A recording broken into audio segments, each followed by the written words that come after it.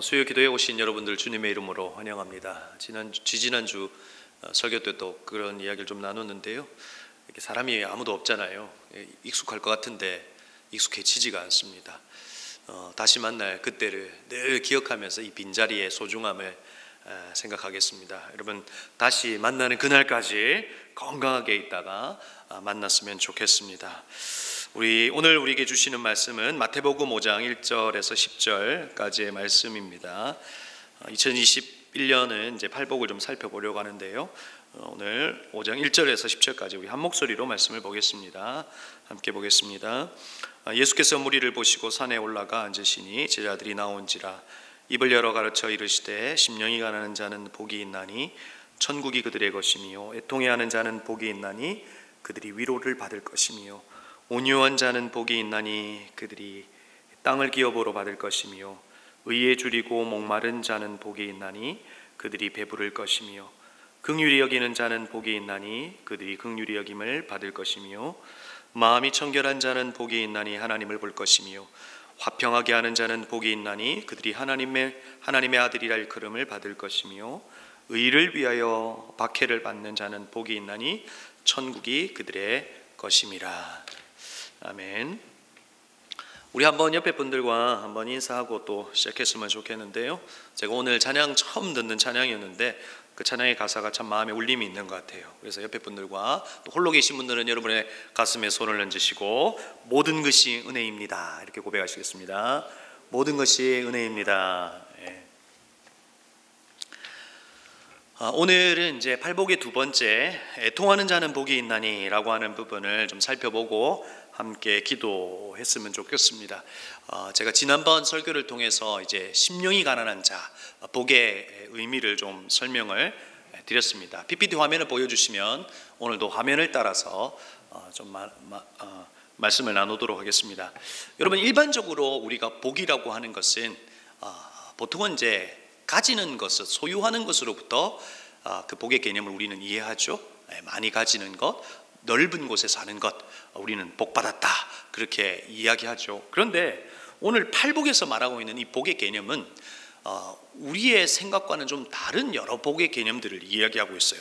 가난한 데 복이 있대요. 애통한 데 복이 있고 목마른 데 복이 있고 줄이는 데 복이 있고 박해를 받는 데 이제 복이 있다라고 이야기하는 거죠. 그러니까 세상이 말하고 있는 to have, 가진 것에 대한 복의 의미가 아니라 to be, 우리의 존재가 바뀜으로 인해서 가난과 애통과 목마름과 박해와 줄임의 상태에 있을지라도 복이 될 수 있다.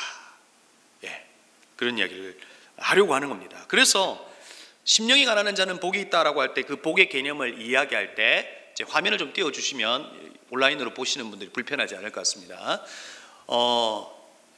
화면 PPT 화면 한쪽에다가 이렇게 띄워주시면 그 복을 뭐라고 이야기했죠, 여러분? 사도 바울이 이렇게 고백합니다. 복되신 하나님은 복되시고 유일하신 주권자이십니다. 느헤미야는 뭐라고 고백하죠? 여호와로 인하여 기뻐하는 것이 너의 힘이니라 라고 고백하죠. 아브라함의 이야기를 들었죠? 아브라함도 하나님께서 야, 너 복이야, 너 복덩어리야, 복이 되게 해줄 거야. 그래서 복인 너에게 땅도 있고 민족도 있을 거야. 우리 지금 창세기를 보고 있잖아요.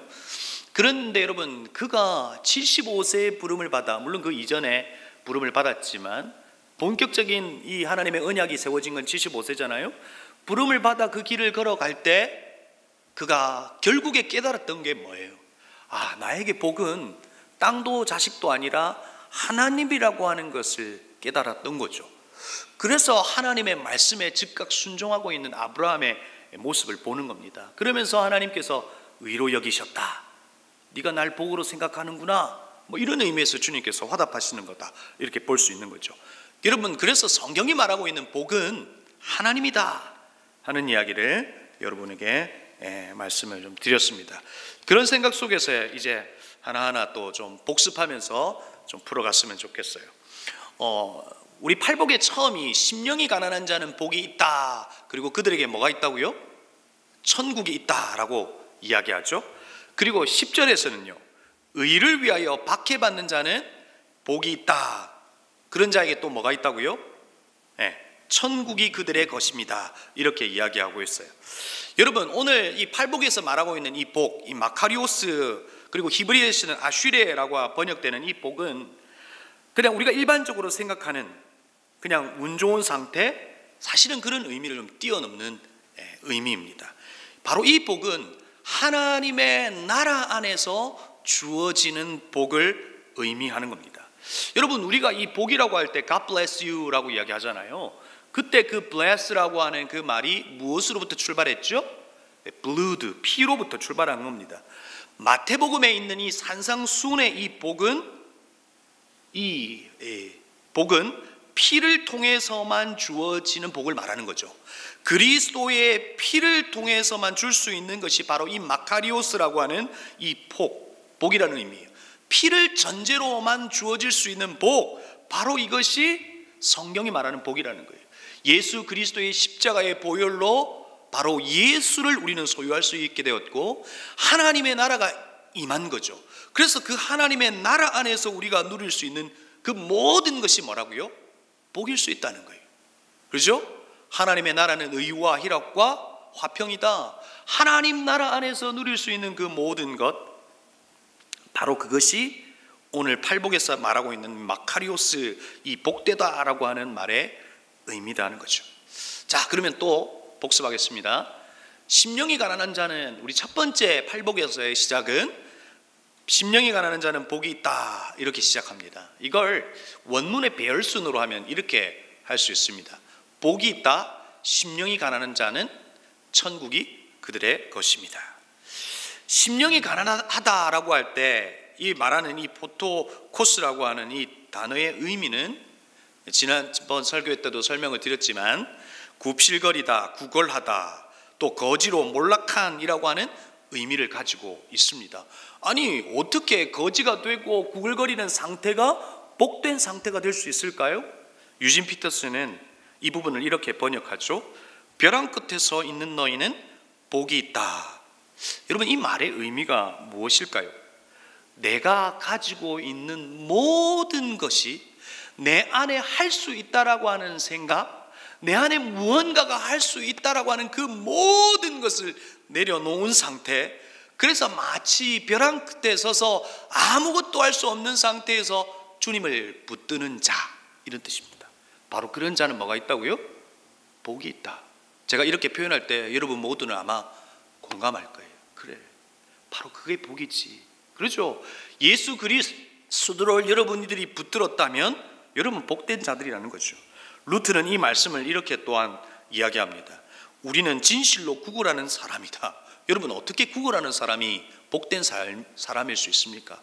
이 표현 자체가 구걸하는 사람, 아무것도 없고 주님에게로만 향해 있는 바로 그 사람, 복 있는 사람이다 하는 겁니다. 바로 심령이 가난한 자는 다른 어떤 것도 할 수 없는 상태에 주님을 붙드는 자, 바로 그게 복 있는 사람이다. 저와 여러분은 복 있는 사람이라고 할 수 있는 겁니다. 제가 오래전에 보았던 영화 중에 클리프 행어라고 하는 영화가 있어요. 그 영화에 보면 이제 이 사람의 손을 딱 붙잡잖아요. 결국에는 여자친구였나요? 이렇게 떨어졌어요. 그렇죠? 바로 이와 같은 상태, 어떤 것도 할 수 없어서 주님을 붙드는 상태, 바로 그것이 복된 자다. 그럼 복된 삶은 어떤 걸까요? 제가 이것도 그림으로 가져왔습니다. 첫 번째 그림은 제 딸아이가 저를 탁 이렇게 안고 있는 상태예요. 요즘은 잘 하지는 않더라고요. 예전에는 아빠하고 탁 달려와서 아빠 품에 탁 안겨 있는 상태. 여러분, 성도에게 있어서 복 있는 사람은 바로 예수 그리스도를 붙드는 삶이고, 성도에게서 복된 삶은 어떤 삶일까요? 바로 그리스도에게 안겨버리는 것, 바로 하나님이 우리의 도피성이 되어서 그분에게로 도망가 버리는 것, 그분에게 내 모든 것을 맡겨버리는 것이 바로 복된 삶이다 하는 겁니다. 여러분, 저 나이 많은 아저씨가 엄마 품에 안겨 있는 것처럼, 제 딸아이가 저에게 안겨 있는 것처럼 모든 것을 맡겨버리는 상태, 바로 그것이 복된 삶이다. 그래서 여러분, 저는 이제 이렇게 좀 의미를 해석해 보려고 해요. 아무것도 할 수 없어서 예수 그리스도를 붙들었던 저와 여러분에게 어떤 일이 벌어진 거였죠? 나와 하나님의 역사 사이에 줄잇기가 이어진 겁니다. 나라고 하는 존재에게 하나님께서 일생을 허락하시고 일생이 있는 동안에 예수 그리스도를 마치 벼랑 끝에서 주님을 만난 것처럼 예수 그리스도를 만나게 하셔서 하나님의 그 역사와 우리를 이어버린 겁니다. 다시 말해서 하나님의 그 역사는 우리의 역사가 될 수 있는 그 놀라운 일이 우리 가운데 일어난 겁니다. 바로 그게 심령이 가난한 자인 저와 여러분이라는 사실입니다. 그렇죠? 하나님과 우리 사이에, 역사 사이에 줄잇기를 하신 거라는 거예요.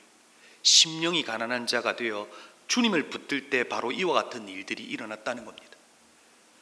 그래서 성경에 있었던 그 수많은 일들은 과거의 일이지만 그분을 믿는 저와 여러분의 인생들에게 오늘의 일로 이어질 수 있다는 겁니다. 일어날 수 있다는 겁니다. 그것을 가능케 했다는 겁니다. 바로 이것이 복된 우리의 삶이다, 이렇게 말할 수 있는 거죠. 그래서 여러분, 팔복을 좀 정리하면 그런 겁니다.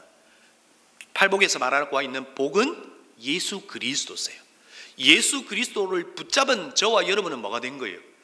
아브라함에게 말했던 바로 복된 자, 바로 우리는 복덩어리가 되어버린 겁니다. 우리의 존재는 to have, 가진 것으로 복된 사람이라고 생각했던 저와 여러분의 인생들에게 예수 그리스도께서 찾아오셔서 우리의 모든 것을 허무시고 새 창조의 역사를 우리 가운데 일어나게 하셔서 예수 그리스도가 복이 되는 바로 그런 인생, 그래서 가지지 않아도 우리의 존재 자체가 그리스도인이 되어서 그분의 하나님의 아들, 딸들이 된 우리의 존재 자체가 복 그 자체라는 그런 존재가 되었다는. 그리고 또한 이 성경에서 말하고 있는 이 팔복의 의미는 바로 예수 그리스도를 나타내고 예수 그리스도의 성품을 드러내고 그 성품은 복된 우리의 인생을 통해서 무엇으로 드러난다고요? 열매로 드러나기를 원하는 거예요. 그렇죠? 핍박받는데, 애통해하는데 하나님의 위로를 받는 바로 그 열매와 그 일들이 우리 가운데 일어나므로 이 세상에 예수 그리스도를 붙잡지 못했던 이들에게 우리의 열매를 통해서 그리스도가 누구신지를 알게 한다는 거예요. 이게 우리라는 거예요. 이게 복된 사람이라, 이게 심령이 가난한 자들이라는 거예요. 이게 복받은 자들이라는 사실, 여러분 이 사실에 여러분 감격해 하시고 감사하실 수 있는 저와 여러분이 되기를 주님의 이름으로 축복합니다. 보통 이렇게 하면 아멘 소리가 들렸는데 안 들리니까 좀 쓸쓸하기도 하지만 화면으로 보시는 여러분들이 크게 아멘으로 화답하셨으리라 믿고 오늘 제 심령이 가난한 자에서 애통해하는 자로 한번 넘어가 보도록 하겠습니다. 여러분, 심령이 가난하다라고 하는 것은 팔복의 시작이죠. 그리고 우리의 시작이기도 합니다. 그러면 애통해하는 자는 복이 있다라고 하는 이 표현의 의미는 어떤 의미일까요? 여러분, 이 애통이라고 하는 의미를 여러 주석에서 좀 찾아보니까 다양한 해석들이 있었습니다.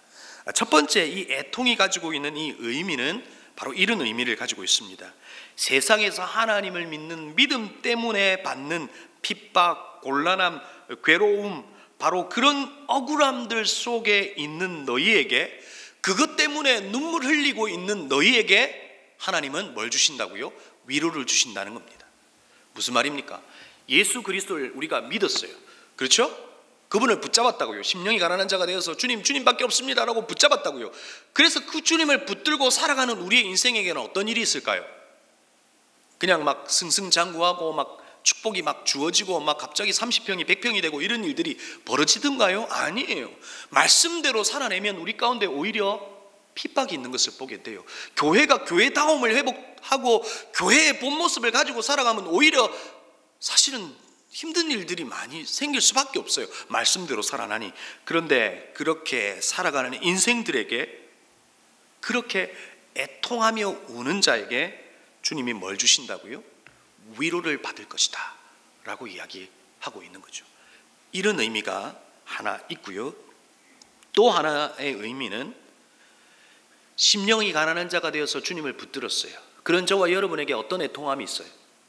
바로 나의 죄에 대한 애통함이 있는 거예요. 죄 때문에 애통해야 하는 바로 그 가난한 심령, 죄 때문에 애통해야 하는 바로 그 심령 속에 하나님이 뭘 주신다고요? 바로 위로하심이 우리 가운데 있다는 거예요. 우리가 죄인이라고 하는 사실을 들켜버리고 우리가 죄인이라고 하는 사실을 깨닫게 되어서 주님 나 죄인이에요 라고 고백하는 바로 그 심령에게 하나님의 위로하심이 있다는 거예요. 그런데 그 위로를 받게 되는데 언제 받게 되는 위로일까요?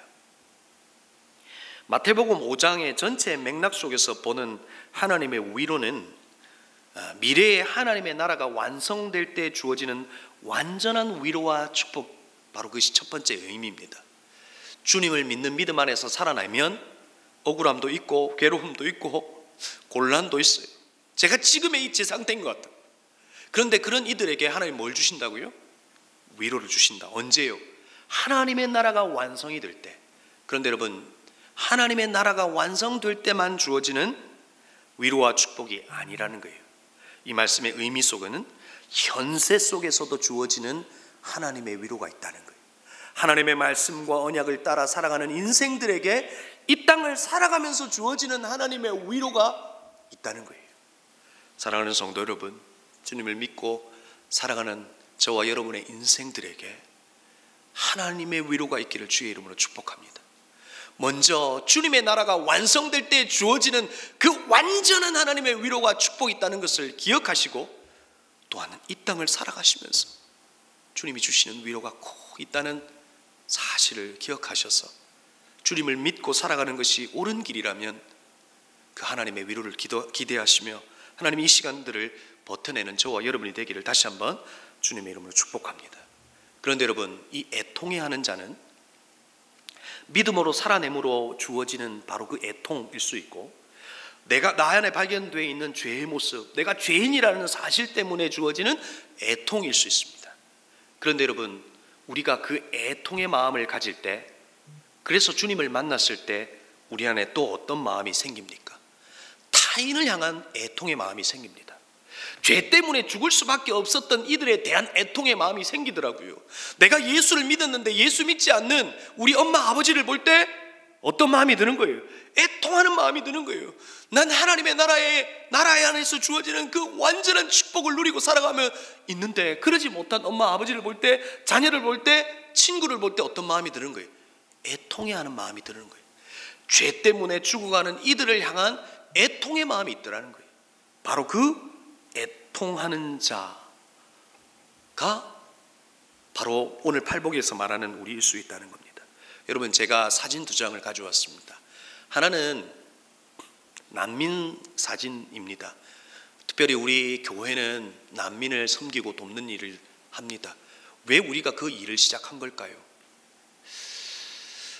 하지 않으면 안 되기 때문에 했을 수도 있지만 우리 안에 무엇이 있었던 겁니까? 애통해하는 마음이 있었던 겁니다.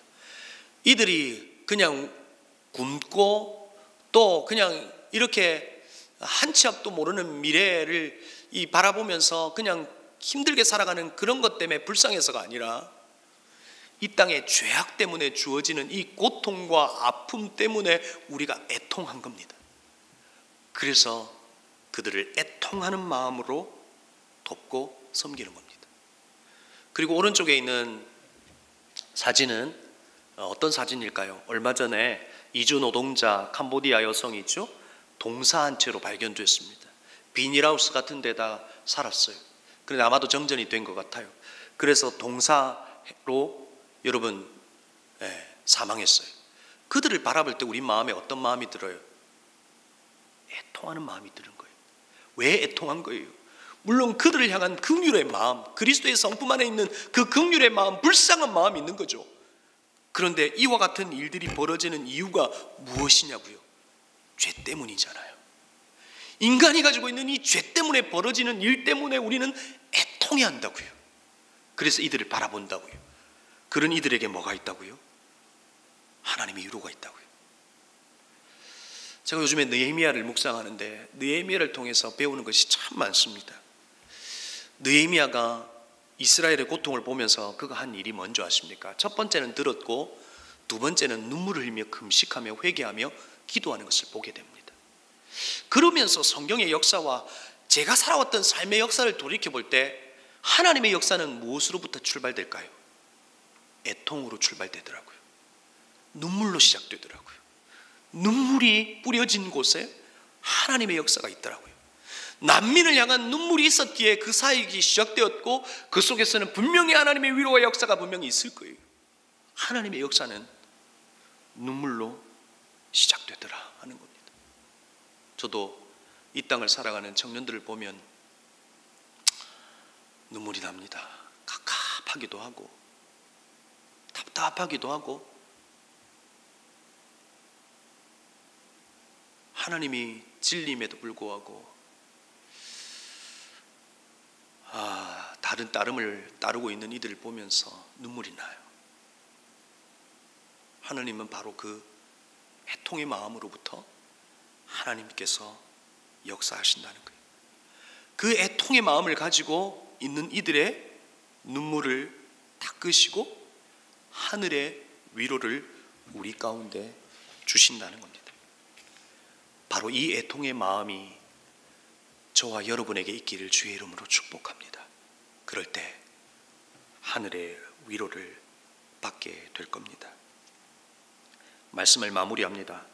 오스카 와일드는, 아일랜드 시인이고 극작가인 오스카 와일드가 이런 문구를 남겼죠. 슬픔이 있는 자리 우리의 성지이고 슬픔의 자리에 있는 이가 성자가 될 수 있다, 이런 표현을 썼더라고요. 바로 슬픔이 있는 자리, 그것이 눈물이 있는 자리, 바로 그곳이 우리의 성지일 수 있다는 겁니다. 모두가 답답해하는 시간을 보내고 있습니다. 여러분, 나를 봐도 답답하기도 하고 내 모습을 볼 때 눈물 나는 모습 또한 있을 수 있습니다.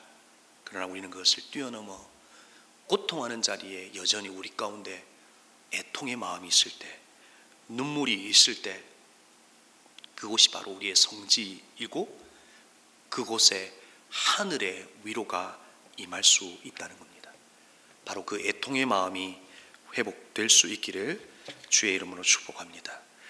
마지막으로 팔복 말씀을 함께 읽고 우리 함께 기도했으면 좋겠는데요. 제가 이제 이걸 원문을 가지고 좀 현대어로 제 스스로 한번 이렇게 해석을 해본 겁니다. 팔복을. 그래서 이 팔복을 한번 같이 읽고 기도했으면 좋겠는데, 제 화면을 좀 빼주시고요. 3절부터 우리 교독으로 한번 읽겠습니다. 제가 먼저 읽고 4절 여러분들이 읽으시면 되겠습니다. 벼랑 끝에 서서 예수님 밖에 없다고 하는 너희는 예수가 있나니 천국에 들어갈 수 있을 것이요, 죄 때문에 스스로 애도하고 죄가 있는 이들을 위해 애통해하는 자는 예수가 있나니 하나님의 위로와 하나님의 살아계심을 경험할 수 있을 것이요, 예수님으로 자족하는 자는 예수가 있나니 예수님의 모든 것을 예수님께서 선물하여 주실 것이요, 잠깐만요. 목말라 하지 않고 하나님 뜻과 그의 말씀에 굶주리는 사람은 예수가 있나니 그것이 최고의 음식임을 알게 될 것이며, 긍휼을 경험한 자가 긍휼한 마음으로 돌봄의 자리에 있고 그들에게는 예수가 있나니 도리어 하나님의 돌봄을 받을 것이며, 사람은 예수가 있나니 보이지 않는 하나님의 비전을 볼 것이며, 쪼개는 자가 아닌 하나 되게 하는 자는 분명히 예수가 있나니 하나님께서 넌 나의 자식이다 라고 불러주실 것이며,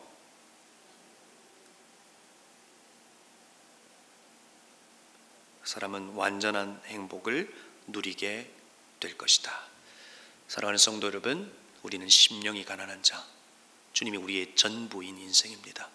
그런 저와 여러분의 인생에게 주님은 애통의 마음을 주셨습니다. 애통의 마음이 머물러 있는 곳에 우리의 눈물로 기도할 때 그곳은 하나님이 일하시는 성지가 될 수 있습니다. 오늘 이 시간 팔복을 기억하며 우리 함께 기도했으면 좋겠습니다.